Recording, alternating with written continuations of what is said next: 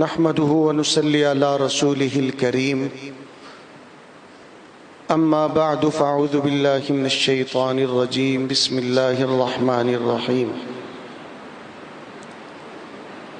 وما كان الله ليضيع إيمانكم إن الله بالناس لرؤوف رحيم صدق الله العظيم۔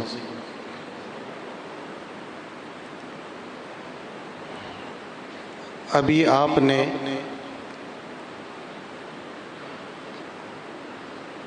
مولانا ضیاء اللہ عثمان صاحب سے اشعار سنے۔ ان اشعار کا خلاصہ یہ ہے کہ اللہ ہم نے بہت گناہ کیے ہیں، ہمارے اوپر مہربانی فرما دیجیے۔ تو ان اشعار کو سن کر ذہن اس طرف منتقل ہوا کہ آپ حضرات کے سامنے اس بات کی تفصیل رکھوں کہ اللہ رب العزت مہربانی کرنے کے لیے ہر وقت تیار ہیں، لیکن قصور بندوں کا ہوتا ہے کہ وہ اس مہربانی کو حاصل نہیں کرتے۔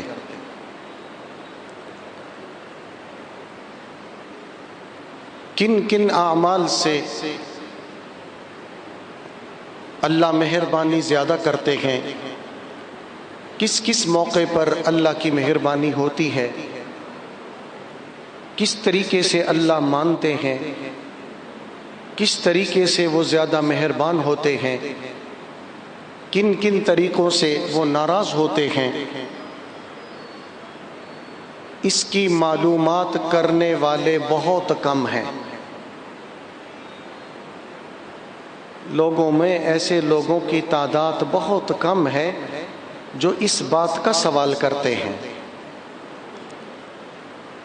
اپنے وقتی جو مقاصد ہیں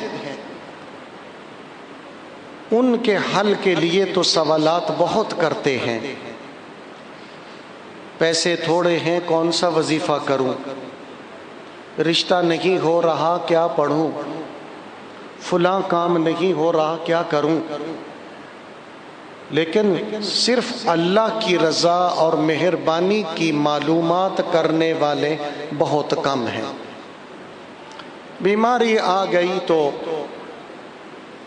اس کے لیے دور کرنے کے لیے کیا وظیفہ پڑھوں، فلاں کام کرنا ہے کیا وظیفہ پڑھوں، نوکری نہیں مل رہی کیا کروں، لیکن اللہ کی رحمت کیسے حاصل ہو، اللہ کے ہاں مقام کیسے ملے، اللہ کا قرب کیسے حاصل ہو، میں اللہ کا مقرب بندہ کیسے بن جاؤں، اللہ مجھ سے محبت کرنے والے بن جائیں، میری آخرت سنور جائے، میری قبر سنور جائے، مجھے جنت مل جائے، میں جہنم سے بچ جاؤں، یہ سوال کرنے والے بہت کم ہیں۔ اللہ کی مہربانیاں بہت ہیں، لیکن انہیں معلوم تو کرو کہاں سے ملتی ہیں، کس جگہ سے ملتی ہیں، کس مقام سے ملتی ہیں، کس وقت ملتی ہیں، ان کی طرف ہماری توجہ نہیں ہے۔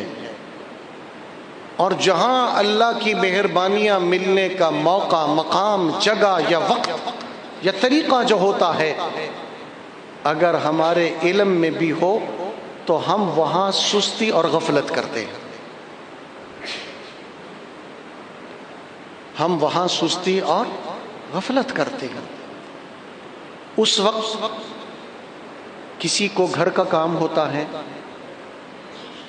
کسی نے بازار جانا ہوتا ہے، کسی نے دعوت پہ جانا ہوتا ہے، کسی نے دوست کو ملنے کے لیے جانا ہوتا ہے، ہمارے پاس اس وقت ٹائم نہیں ہوتا، اور کسی نے آرام کرنا ہوتا ہے، اس وقت ہمارے پاس وقت نہیں ہوتا۔ بعد میں پھر ڈھونڈتے پھرتے ہیں جی اللہ کی مہربانی لینی ہم نے، جو ملنے کا وقت تھا، ٹائم تھا، جگہ تھی، موقع تھا، اس کو تو ضائع کر دیا۔ لیکن دنیا کے معاملے میں ہم بڑے ہوشیار ہیں. عوام کو اگر پتہ چل جائے کہ کل 12:30 بجے فلاں جگہ پر راشن تقسیم ہوگا تو لوگ وہاں کتنے بجے پہنچیں گے؟ آپ خود سوچ لیں. ایسا ہی کہیں گے نا کہ 12:15 ہو گئے نے، چلو لے 15 منٹ ہے ٹھہر کے جاواں گے. ایسا کوئی سوچتا ہے؟ نہیں. تلقین کریں گے ایک دوسرے کو کہ 12:30 ملنا ہے، رش بڑا ہو جانا ہے، اس واسطے کتنے بجے چلے جائیے؟ 11 بجے. جب اللہ سے ملنے کا ٹائم ہوتا ہے تو ابھی اتنے منٹ پڑے، ابھی اتنے منٹ پڑے، ابھی اتنے منٹ پڑے. اس میں 2 باتیں عرض کروں گا، 2 اوقات اور 2 مقام ایسے عرض کروں گا کہ جس وقت اللہ بہت مہربانی کرتے ہیں. بس آج کے بیان کا یہ خلاصہ جو قاری صاحب کے اشعار سے اللہ نے ذہن ادھر منتقل کیا. نمبر 1، تہجد کا وقت. کون سا وقت؟ تہجد. اور آپ دیکھ لیں کہ تہجد کے وقت کتنے لوگ ہوتے ہیں جو اللہ سے مانگتے ہیں. رمضان میں جو جاگ رہے ہیں وہ تو کچھ کوشش کر لیں گے. پورا سال ہوتا ہے، پورا سال ہوتا ہے. کتنے لوگ ہیں جو اس وقت تہجد پڑھتے ہیں؟ جی تھکاوٹ ہے، آنکھ نہیں کھلتی، ہاں جی مجبوری ہے. رات کو 12 بجے تک موبائل کو تو چلائیں گے، لیکن اگر موبائل کو 12 بجے تک چلاؤ گے تو پھر 2:30 بجے کیسے آنکھ کھلے گی؟ کام سے آیا، دکان سے آیا، کاروبار سے آیا، کھانا کھایا، موبائل چلانے میں تھکاوٹ محسوس نہیں کرتا، 2 رکعت نفل پڑھنے میں تھکاوٹ محسوس کرتا. جیسے میں نے کہا کہ اگر یہ اعلان ہو کہ 12:30 بجے راشن تقسیم ہوگا، اللہ کی طرف سے جو راشن تقسیم ہوتا ہے وہ تہجد کے وقت ہوتا ہے. حدیث میں آیا، نبی اکرم صلی اللہ علیہ وسلم نے ارشاد فرمایا کہ اللہ رب العزت رات کے پچھلے پہر آسمان دنیا پر نزول فرماتے ہیں جیسے اس کی شان کے لائق ہے.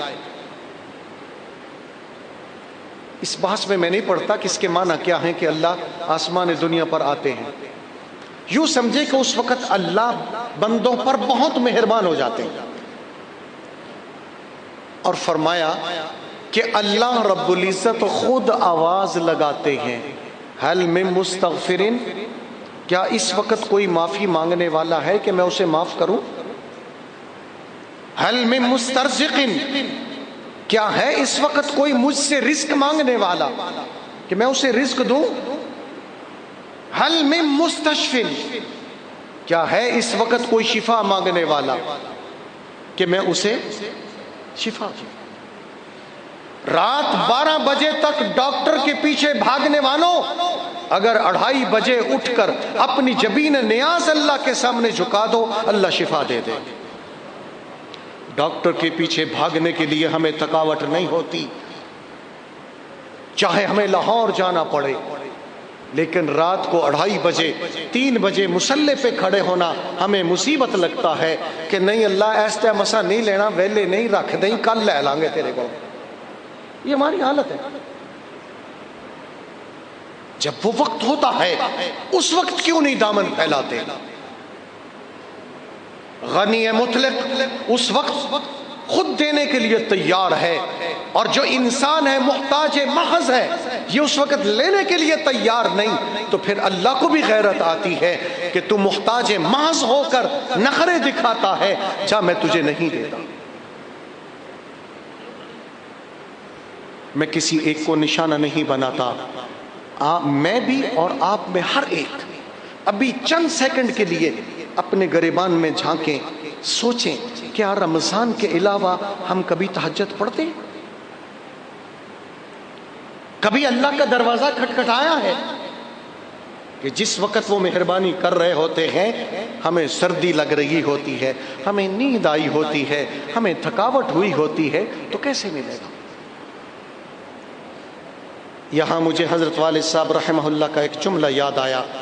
وہ مجھے فرمانے لگے، بیٹا اللہ نے جو بھی کسی کو مقام دیا ہے اور جو کوئی منفرد چیز دی ہے تو وہ اللہ نے نماز تہجد سے دی ہے. ہمارے لیے نماز تہجد فرض نہیں ہے، واجب نہیں ہے. بہت سارے لوگ یہ بھی سوال کرتے کیڑی فرض واجب ہے، نفل ہی تو ہے نا، سنت ہے. یہ عجیب جملہ ہے. اگر اللہ ہم سے پوچھ لیں کہ تینوں گڈی دینا کو واجب ہے، ذرا غور کریں. میں نے جو تجھے پاؤں دے دیے چلنے کے لیے، تو گاڑی دینا تجھے کو ضروری ہے؟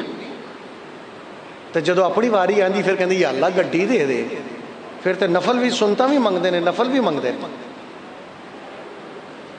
یہ مت سوچیں کتنے نوافل ایسے ہیں، سنن ایسی ہیں کہ اللہ رب العزت ان سے بہت نوازتے. تو تہجد کا وقت ایسا وقت ہے کہ اللہ رب العزت اس وقت بہت مہربان ہوتے ہیں. اس وقت کو ضائع نہ کیجیے، اس وقت کو کبھی ضائع نہ کیجیے. میں آپ سے وعدہ تو نہیں کرواتا، لیکن تبلیغی جماعت والوں کی طرح کہ بھئی ارادہ کر لیں. تو آپ سب حضرات کا ارادہ ہے نا کہ رمضان کے بعد بھی تہجد پڑھیں گے؟ ارادہ کر لیں. اس میں ایک ترتیب اور بتا دوں. بزرگان دین نے مسائل میں یہ لکھا ہے کہ اگر کوئی آدمی تہجد کے وقت وہ کسی ایسی مجبوریاں ہیں کہ اٹھ ہی نہیں سکتا، تو وہ سونے سے پہلے 4 نفل تہجد کی نیت سے پڑھ کر سو جایا کرے، تو امید ہے کہ اللہ تہجد کا ثواب دے دے. جی میں سون تو پہلا آدھا گھنٹہ موبائل چلاندے ہو نا، تو 10 منٹ 4 رکعتاں پڑھ لیا کرو سونے سے پہلے. شادی نماز نال نہیں، گھر جا کے کھا پی کے پھر دوبارہ وضو کرو، تھوڑی سی نفس کو مشقت ہو تو اس کا اہتمام کریں گے نا جی، تو اللہ بڑے مہربان ہو جاتے ہیں، بڑے قریب ہوتے ہیں. اور دوسرا موقع جس میں چلیں تو یوں کر لیتے ہیں کہ تہجد کا وقت وہ ہوتا ہے کہ اس وقت اللہ بندے کے بہت قریب ہوتا ہے. اور دوسرا وہ وقت ہے جو عرض کرنے لگا ہوں کہ اس وقت پھر بندہ اللہ کے بہت قریب ہوتا ہے. 2 اوقات. تہجد کے وقت میں اللہ بندے کے بہت قریب، اور ایک وقت اور ہے، موقع اور ہے کہ جس موقع پر بندہ اللہ کے بہت قریب ہوتا ہے. اور وہ موقع آپ سب کو پتا ہے لیکن ادھر کبھی توجہ نہیں کی. وہ موقع ہے سجدے کا. وہ موقع کون سا ہے؟ سجدہ. سورہ علق میں اللہ رب العزت نے آخر میں ارشاد فرمایا کہ سجدہ کر اور قریب ہو جا.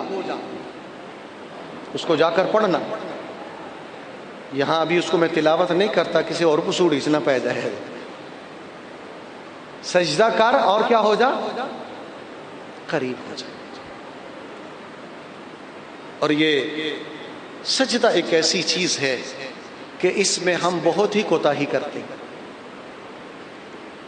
بہت ہی کیا کرتے ہیں؟ ہم چاہتے ہیں، ہمارے پاس وقت نہیں ہے. اللہ ہم آپ کے قریب صرف 2 سیکنڈ ہونا چاہتے ہیں. سجدہ دیکھا ہے نا؟ سجدے میں جاتے ہیں، نماز پڑھتے ہیں اور مشین چل رہی ہوتی ہے الفاظ کی. سجدے میں کتنی دیر سر رکھتے ہیں؟ سجدہ کیا، سبحان نبی الاعلیٰ، سبحان نبی الاعلیٰ، سبحان نبی الاعلیٰ، اللہ اکبر، فوراً اٹھا لیتے ہیں جی میں تھلو کرنٹ پہن دے. سجدے کے مقام کا پتہ چلے تو کتنی دیر سجدے سے سر اٹھانے کو دل ہی نہیں چاہے گا. کیوں؟ اللہ فرماتے ہیں سجدہ کر اور میرے قریب ہو جا. یعنی جس وقت اے میرے بندے تو سجدے کی حالت میں ہوتا ہے، اس وقت تو سب سے زیادہ میرے قریب ہوتا ہے.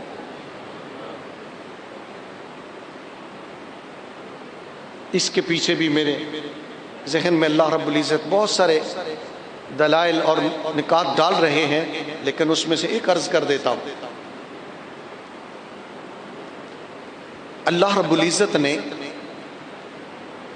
امت محمدیہ صلی اللہ علیہ وسلم کو نبی اکرم صلی اللہ علیہ وسلم کی برکت کی وجہ سے بہت سارے انعامات ایسے دیے ہیں جو سابقہ امتوں کو نہیں دیے تھے، بلکہ نبی اکرم صلی اللہ علیہ وسلم کی وجہ سے اللہ نے جو مقام نبی اکرم صلی اللہ علیہ وسلم کو دیا، تو نبی کی برکت سے اس کا کچھ نہ کچھ حصہ امت کو بھی ضرور دیا۔ آپ نے جملے پہ غور نہیں کیا، بیان کے وقت تسبیحات نہ پڑھیں، بیان غور سے سنیں۔ نبی اکرم صلی اللہ علیہ وسلم کو اللہ نے جو مقام دیا ہے تمام انبیاء سے اعلیٰ ہے، اللہ کی پوری مخلوق سے اعلیٰ ہے، تو نبی کی برکت سے اللہ نے امت کو بھی نبی کی طرح کچھ نہ کچھ مقامات دیے ہیں۔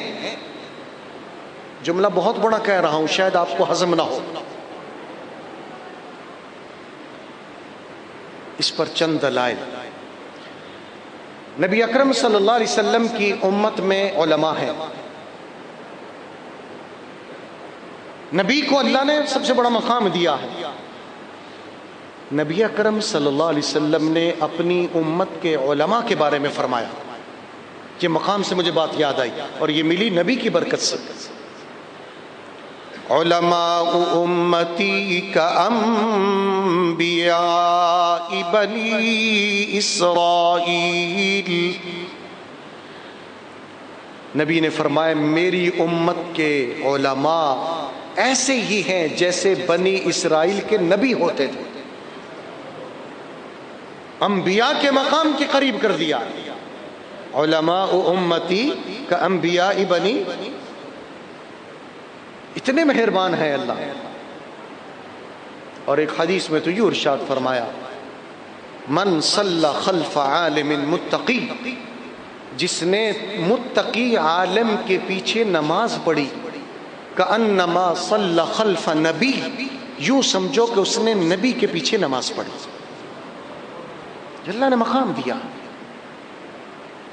وہ دیتے ہیں مقام۔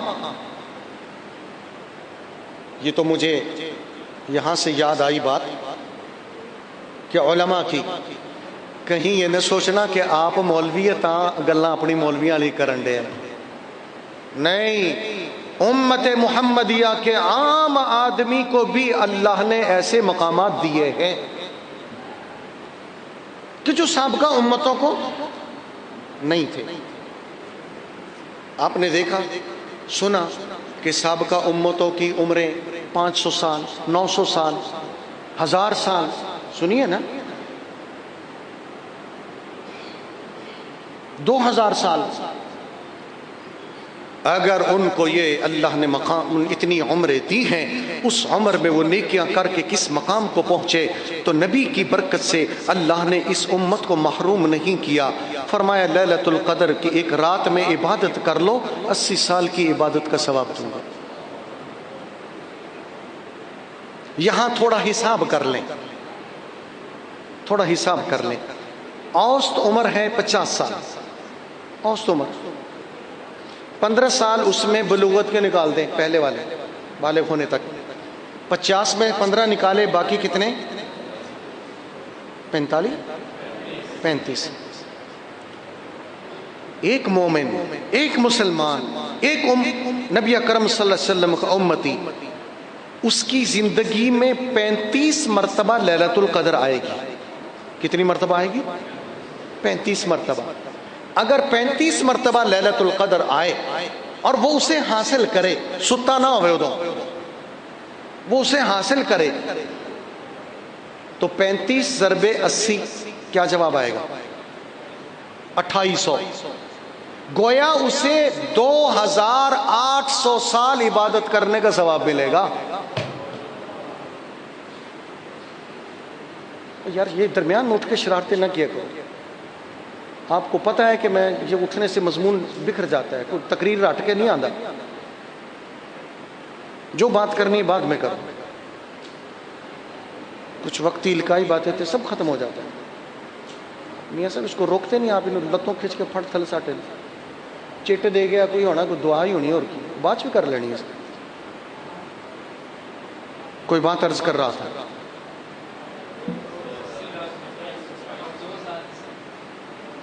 2800 2800 ہوتا ہے نا, تو انہوں دی عمر ہے سی 2800 سال, 2000 تک تو ہے. تو یہ اللہ نے آپ کو قرب نہیں دیا تو اور کیا دیا؟ یہ مہربانی نہیں دی تو اور کیا دیا؟ صرف کدی کدی اللہ کے رو لیں اللہ مہربانی فرما. 29 روزے نے سارے, 29 راتوں نو اٹھ کے عبادت کرو. جی 35 سال کی وہ زندگی میں آپ کے 35 مرتبہ آ گئی تو آپ کو اور مجھے 2800 سال کی عبادت کا ثواب ملے گا. یہ اللہ نے قرب دیا ہے نبی کی برکت سے. نبی کو اعلیٰ بنایا ہے تو امت کو بھی اعلیٰ بنایا.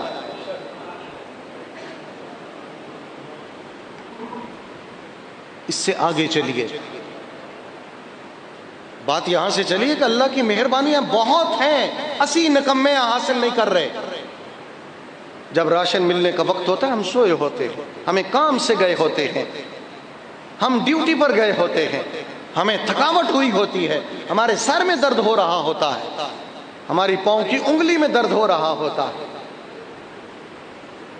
یہ باتیں اوپر سے نہ گزار دیں, ان کو دل میں جگا دیں, ان کو دل میں جگا دیں. اللہ نے نبی اکرم صلی اللہ علیہ وسلم کو بہت بلند مقام دیا. سابقہ انبیاء جس مقام کی تمنا کرتے رہے اللہ نے کہا تمہیں یہ نہیں مل سکتا. ربی ارینی انظر الیک قال لن ترانی. موسیٰ علیہ السلام نے کہا اللہ میں آپ کو دیکھنا چاہتا ہوں, اپنا دیدار کروا دیجئے. فرمایا موسیٰ لن ترانی, تو مجھے نہیں دیکھ سکتا. وَلَكِنِ انظُرْ إِلَى الْجَبَلِ فَإِنِ اسْتَقَرَّ مَكَانَهُ فَسَوْفَ تَرَانِي. پہاڑ کی طرف دیکھ, اگر یہ اپنی جگہ پر کھڑا رہا تو پھر تو مجھے دیکھ لے گا. اللہ نے اپنی تھوڑی سی تجلی پہاڑ پہ ڈالی. جَعَلَهُ دَكًّا وَخَرَّ مُوسَىٰ صَعِقًا. موسیٰ علیہ السلام بے ہوش ہو کر گر پڑے, پہاڑ ریزہ ریزہ ہو گیا. لیکن نبی اکرم صلی اللہ علیہ وسلم کو اللہ نے کیا مقام دیا, اپنا کتنا قرب دیا. معراج پر اللہ نے اپنا دیدار نصیب کیا اور بہت قریب اللہ نے کیا. یہ نبی کو مقام دیا کہ نہیں؟ ثم دنا فتدلى فكان قاب قوسين او ادنى. بالکل اللہ کے قریب, 2 قوس کے فاصلے پر. یہ مقام دیا کس نے؟ اللہ. وہاں پھر اللہ رب العزت اور نبی اکرم صلی اللہ علیہ وسلم کے درمیان گفتگو بھی ہوئی. پھر اللہ نے وہاں نماز کا تحفہ دیا. نبی اکرم صلی اللہ علیہ وسلم واپس آئے تو اللہ رب العزت نے اگر اس امت کے نبی کو اتنا اعلیٰ مقام دیا ہے تو امت کو بھی نہیں چھوڑا. نبی اکرم صلی اللہ علیہ وسلم نے ارشاد فرمایا الصلاۃ معراج المومن, نماز مومن کی معراج ہے. نماز کیا ہے مومن کی؟ نبی کو جسمانی معراج ہوا, اور مومن جو پابندی سے نماز پڑھے گا تو اللہ رب العزت یوں سمجھو اسے روحانی معراج کروا دیں گے. اور کبھی آپ نے غور کیا ہے کہ اسی لیے شاید اللہ نے نماز میں وہی کلمات رکھے ہیں جو اللہ اور نبی اکرم صلی اللہ علیہ وسلم کے درمیان آمنے سامنے گفتگو ہوئی تھی، جسے ہم التحیات کہتے ہیں۔ التحیات للہ والصلوات والطیبات، السلام علیک ایہا النبی ورحمۃ اللہ وبرکاتہ، السلام علینا وعلی عباد اللہ الصالحین۔ معراج پر جو گفتگو ہوئی وہ اس عبادت میں رکھ دی جس کو نبی نے معراج کہا ہے، کہ میرے بندے اگر اس نبی کو میں نے معراج وہاں کروائی ہے تو یہ نماز پڑھ، میں بھی تجھے بھی معراج کروا دوں گا۔ اور جس کے پیش نظر یہ ہو تو وہ نماز میں التحیات کیسے پڑھے گا؟ لذت لے کر پڑھے گا۔ یہ وہ کلام ہے جو اللہ نے فرمایا، یہ وہ کلام ہے جو محمد الرسول اللہ صلی اللہ علیہ وسلم نے کیا، اور کہاں کیا؟ معراج کی رات میں اللہ کے سامنے بیٹھ کر، تو بڑے پیار سے پڑھے گا، التحیات للہ والصلوات والطیبات۔ ان کلمات کو ادا کرنے میں کبھی جلدی نہیں کرے گا، کبھی دکان اس کو نہیں بلائے گی، کبھی گاہک اس کو نہیں بلائے گا، کبھی اس کو دوست نہیں بلائے گا، کبھی اس کو کوئی اور دنیا کا پرافٹ نہیں بلائے گا۔ بلانے کے معنی کہ کھینچ کر چھیتی پڑھ نماز چھیتی آ۔ جن کو یہ یقین نہیں ہے کہ اس وقت اللہ کا کتنا قرب ہے، اللہ کتنے مہربان ہیں، وہ پھر اپنی سپیڈ سے پڑھتے۔ اور لفظ ہے التحیات، انہوں پڑھ دینا التحیات، لفظ ہی بدل جاتا ہے۔ اکثر سنیں التحیات التحیات، پھر ایسے ہی لوگوں کی مشین چلتی ہے، التحیات للہ والصلوات والطیبات والسلام علیک ایھا النبی ورحمۃ اللہ وبرکاتہ۔ یہ کو پڑھنے کا طریقہ اتنی سپیڈ سے پڑھتے ہیں۔ یہ اللہ کے قرب کا موقع ہے کہ بندہ قریب ہوتا ہے اللہ کے نماز میں، اور نماز کے اندر خصوصاً سجدے کے اندر بہت قریب ہوتا ہے۔ لہٰذا سجدے میں جلدی نہ مچائیے۔ بڑوں کے میں آپ کو سجدے بتاؤں آپ حیران ہو جائیں گے، بڑوں کے سجدے بتاؤں آپ حیران ہو جائیں گے۔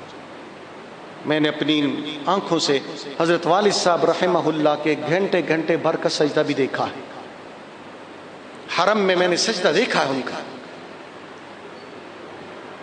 غالباً قاری فتح محمد صاحب رحمہ اللہ یا قاری رحیم بخش صاحب رحمہ اللہ، ان حضرات دونوں میں سے کوئی ایک، ان کے بارے میں حضرات نے لکھا ہے کہ مسجد حرام کے صحن میں یہ شخص 2 گھنٹے کا سجدہ کرتا تھا۔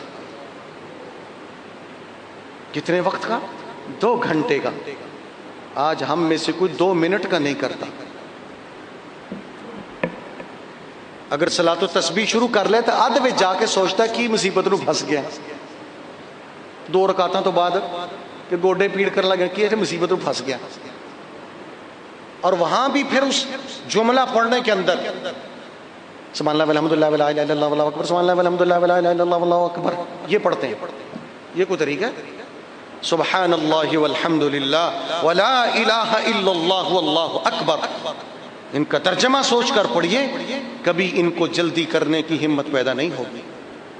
تو حضرت قاری صاحب کا 2 گھنٹے کا سجدہ، یہ تصور قائم کیجئے کہ میں اس وقت اللہ کے بہت قریب ہوں، اللہ میرے اوپر مہربان ہے۔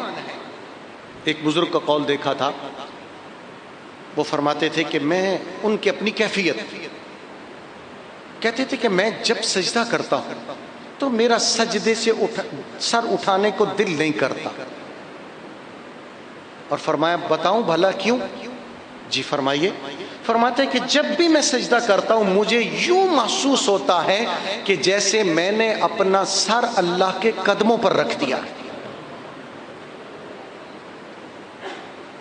کبھی یہ تصور باندھ کر سجدہ کرنا کہ میں اپنا سر اللہ کے، یہ ایک تصور کی بات ہے۔ تو دلیل پوچھنے نہ شروع کر دینا، تو کہن دیا کہ اللہ 10 کتھے اللہ دے قدم۔ ایک بزرگ کا قول اور دیکھا، وہ فرماتے ہیں کہ جب میں سجدے میں ہوتا ہوں مجھے یوں محسوس ہوتا ہے کہ میرے چہرے پر پیار سے اللہ ہاتھ پھیرتے ہیں. یہ ان کا اپنا مقام، میرے چہرے پہ اللہ کیا پھیرتے ہیں. ایک اور بات یاد آ گئی کہ سجدے کی اس حالت میں اللہ نے جملہ عجیب رکھا بندے کے لیے دعا میں. دیکھیں اللہ کا نام آتا ہے کہ کون اللہ؟ آسمانوں کا رب، زمین کا رب، جنات کا رب، انسانوں کا رب. لیکن سجدے میں جو لفظ ہے وہ ہے سبحان ربی. پاک ہے کون؟ اونچے بولے ذرا. اللہ نہیں، میرا رب، میرا اللہ. یہ بڑا بلیغ جملہ ہے بلاغت کے لحاظ سے. بلاغت میں اگر آپ جائیں تو بہت بلیغ جملہ. اس کی مثال اگر سمجھنا ہے تو یوں، بیٹا ماں کو ایک کہتا ہے امی اور ایک کہتا ہے میری امی، دونوں میں فرق ہے. باپ اولاد کو کہتا ہے بیٹا یہ اور ہے، اور ایک ہے میرے بیٹے اور ہے. سبحان ربی، رب کا لفظ فرمایا اور اس کی نسبت کی کس کی طرف؟ بندے کی طرف، کہ اپنی طرف نسبت کر. اب میری، اس وقت تو میرے اتنا قریب ہے کہ میں تیرا ہوں. سبحان ربی. کیونکہ سجدے میں انسان اللہ کے بہت زیادہ قریب ہوتا ہے، اس لیے فرمایا سبحان ربی. آگے الگ بات ہے الاعلی. اس یا نسبت کو سمجھو، میری والی بات کو سمجھو. میرے پترا، اپنی زبان میں ہم کہتے ہیں میرے ابو جی، میری امی جی. اب تو ابو امی کہتے نہیں، وہ پاپا اور ماما تو ڈیڈی تو ڈیڈ، پتہ نہیں اور کیا کیا ہے. تو بہرحال کتنا پیارا جملہ ہے. جب سجدے میں جا کر آپ یہ تصور کریں گے کہ اس وقت اللہ میرے ہیں، تو سجدے سے سر اٹھانے کو دل کرے گا؟ کبھی سجدے سے جلدی سر اٹھانے کو دل؟ ہاں ہم کمزور ہیں، ایک وقت پھر اٹھانا ہی پڑے گا سر. جو پیار سے کہے گا سبحان ربی تو اس کا سر اٹھانے کو دل نہیں کرے گا. کبھی وہ نہیں کہے گا ہائے میری دکان، ہائے گڈی میری، ہائے گاہک میرا. یہ نہیں، اس وقت اسے تصور ہے سبحان.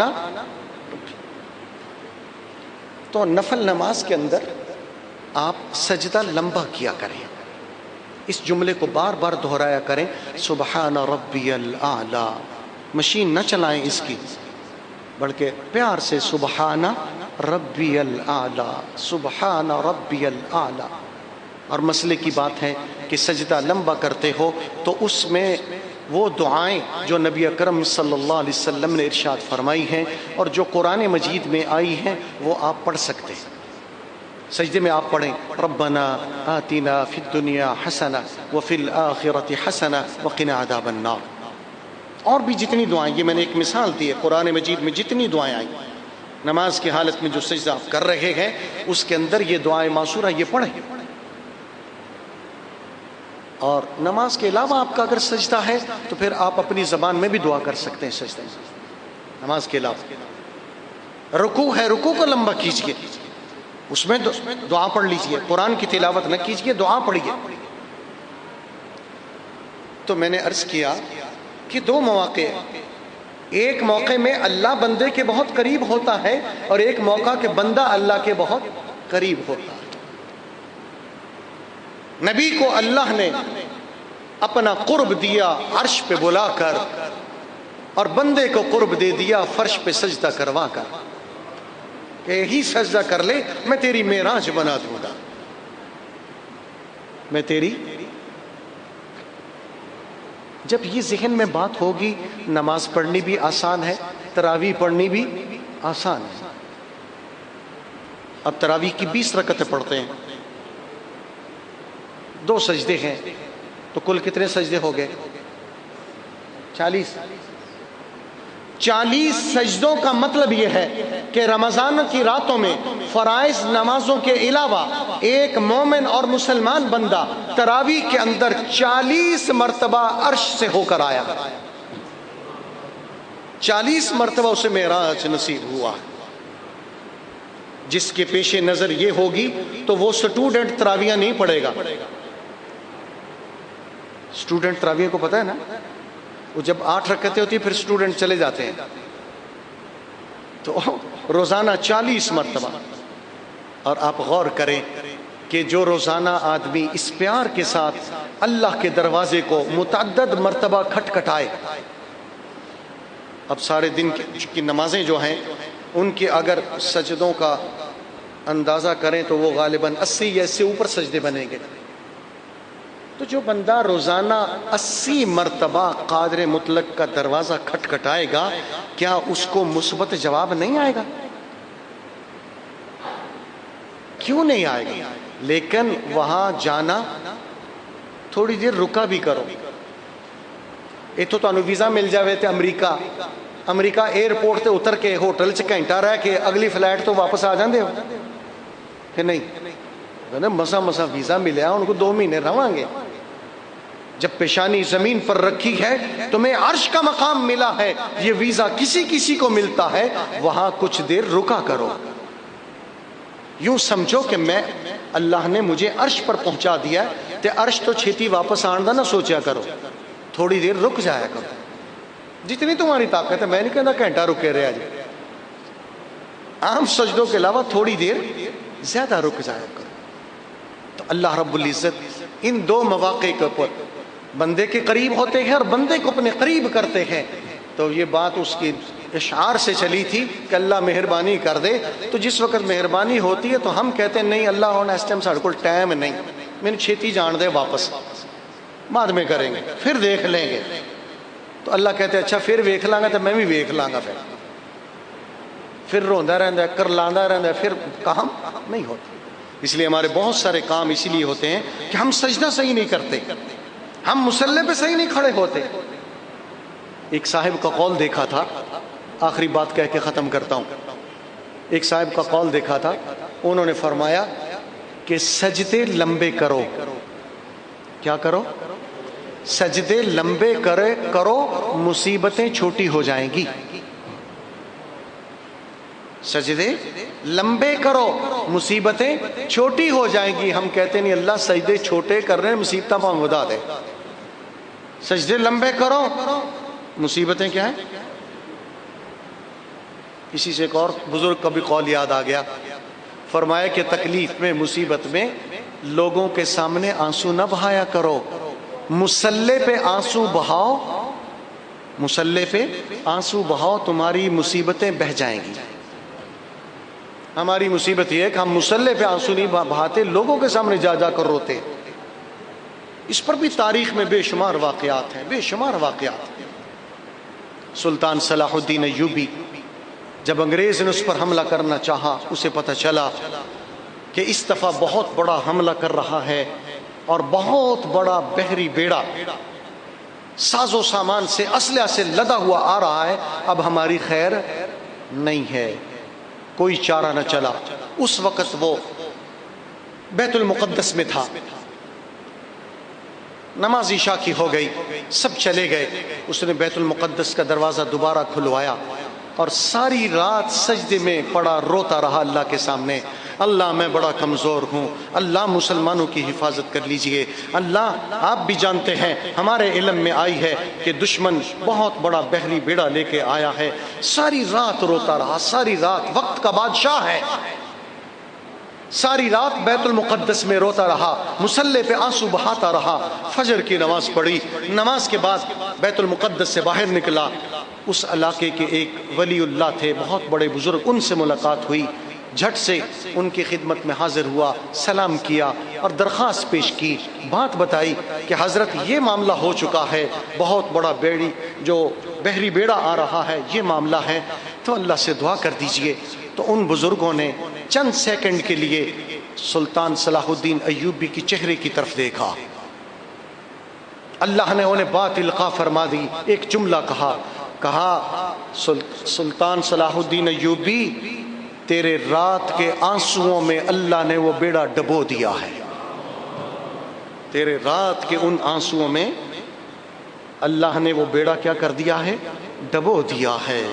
اور واقعی چند دن کے بعد اطلاع آئی کہ بیڑا غرق ہو گیا، سپاہی بھی مر گئے، ساز و سامان بھی ختم ہو گیا۔